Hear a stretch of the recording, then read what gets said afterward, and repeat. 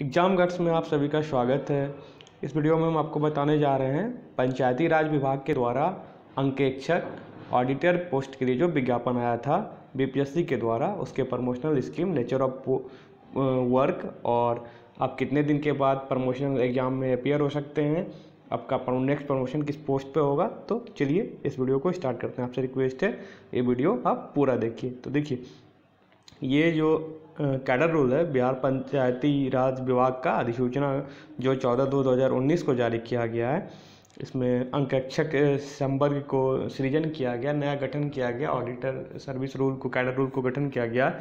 और उस cadre rule में क्या क्या है वो आपको पूरा डिटेल में बताते थे। देखिए, सबसे पहला चीज़ जो है वो इसमें अंकेक्षक जो है मूल कोटि का पोस्ट है, जो कि 100% जो है इसका अंकेक्षक का जो रिक्रूटमेंट होगा वो 100% जो होगा वो किसी आयोग से होगा।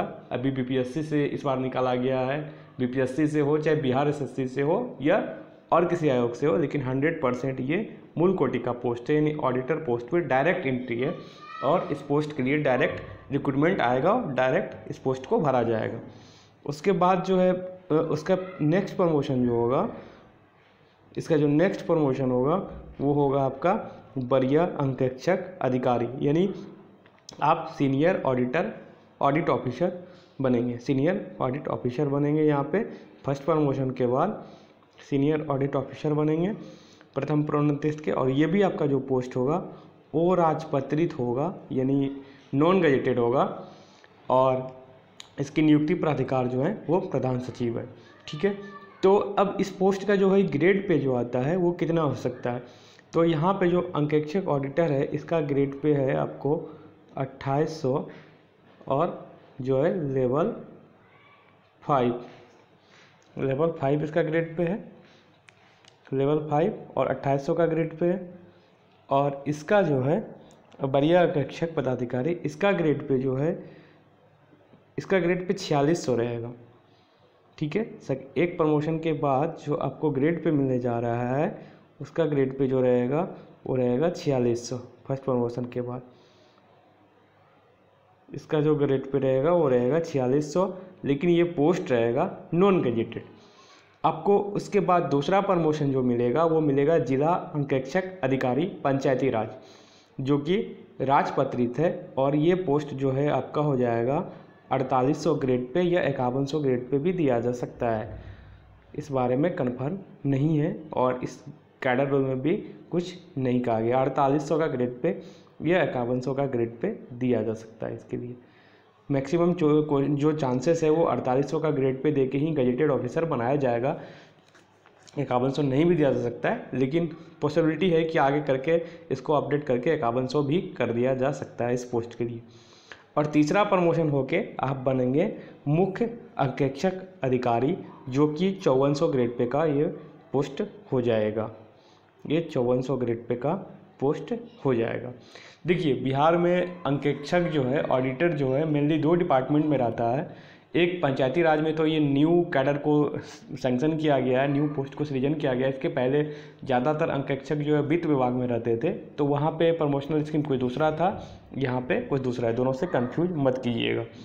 और उसके बाद देखिए, आपको जो है सबसे नीचे का जो पोस्ट रहेगा अंकेक्षक पंचायती राज, इनको जो है प्रखंड लेवल पे रखा जाएगा, और इनका जो नेचर ऑफ वर्क होगा, इनको कम से कम 4 या 5 प्रखंड जो है इनको देखना होगा। इनके सुपरविजन में 4 या 5 प्रखंड रहेगा।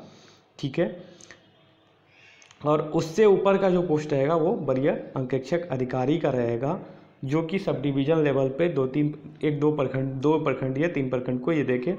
और जिला अंकेक्षक अधिकारी, जो कि एक जिला में एक रहेगा।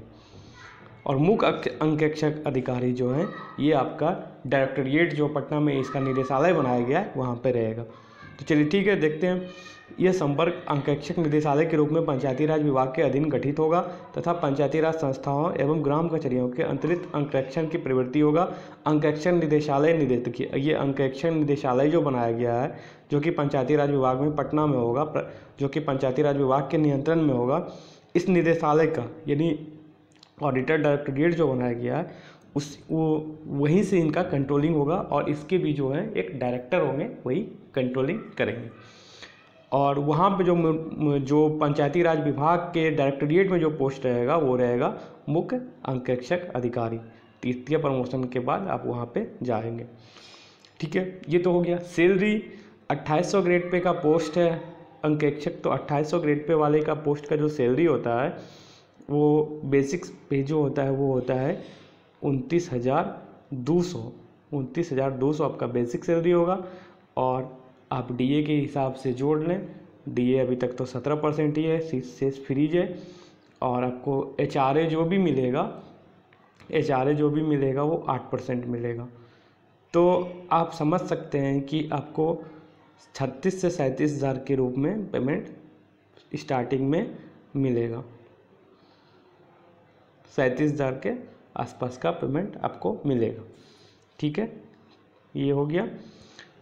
अब आपको ये बता दें हम कि नेचर ऑफ आपका जो वर्क रहेगा वो ऑडिटर का रहेगा 4-5, और नेचर ऑफ वर्क में रहेंगे पंचायत में जो भी वित्तीय वर्क होता है, जैसे अभी 7 निश्चय का वर्क हो रहा था, या इसके बाद अभी जो भी वर्क होगा पंचायती राज विभाग में, पंचायत में जो पैसा आता है पंचायत के वर्क के लिए, उसको ऑडिट करना आपका मेनली जिम्मेवारी रहेगा कि वो पैसा कहाँ खर्च हुआ, कितना खर्च हुआ, कहीं फ्रॉड बिल तो नहीं दिया गया, ये आपको ऑडिट करना रहेगा पंचायती राज विभाग के संस्थान में, जैसे ग्राम कचहरी में और पंचायत के मुख्य जो फंड में आते हैं पैसा, जो कि मुखिया और पंचायत सचिव के मिल के द्वारा कराया जाता है वर्क, उस सब के वित्तीय लेखाओं को आपको जो है उसको रिपोर्ट को जो है चेक करना है, ऑडिट करना है, यही आपका मेनली वर्क रहेगा। तो उसके बाद देखिए इसमें आपको जो बताए थे कि पात्रता परीक्षा यानी आप प्रमोशन के लिए कब एलिजिबल हो जाएंगे, तो देखिए यहाँ पे इसमें स्पष्ट लिखा हुआ है। और इसमें आपका प्रोबेशन पीरियड जो है वो 2 वर्ष के लिए रहेगा। प्रोबेशन पीरियड जो है इसका 2 वर्ष के लिए रहेगा। और 2 वर्ष के प्रोबेशन पीरियड के बाद आपका एक परीक्षा लिया जाएगा, और आप अगर उस परीक्षा में पास नहीं हो पाते हैं तो आपको 1 साल प्रोबेशन पीरियड का एक्सटेंशन और दे दिया जाएगा, और उसके बाद नहीं पास हो पाते हैं तो आपको निकाल दिया जाएगा। लेकिन ऐसा जनरली होता नहीं है। अब देखिए,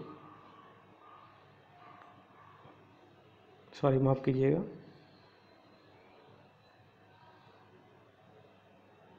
चलिए आपको देखिए, अगर आप ऑडिटर के रूप में, यहाँ पे देखिए आपको स्पष्ट लिखा हुआ है संपुष्टि परिवेक्षा एवं नियुक्त अंकेक्षक को परिवेक्षा अवधि पूरा होने पर संपुष्ट किया जा सकेगा, बशर्ते वह विभागीय परीक्षा में उत्तीर्ण हो जाए तथा वह प्राक संपुष्टि परीक्षण पूरा कर ले। देखिए यहाँ पे स्पष्ट लिख दिया गया है कि परिवेक्षा पर नियुक्त अंकेक्षक को संपुष्टि और वरीय अंकेक्षक अधिकारी के उच्चतर पद पर प्रोन्नति के लिए विभागीय परीक्षा में उत्तीर्ण होना आवश्यक होगा। 1 वर्ष की सेवा पूरी करने वाले अंकेक्षक इस परीक्षा में बैठने के पात्र होंगे। यानी आप 1 वर्ष तक अगर सेवा अपना सर्विस कंप्लीट कर लेंगे अंकेक्षक के रूप में, ऑडिटर के रूप में, तो आपको सीनियर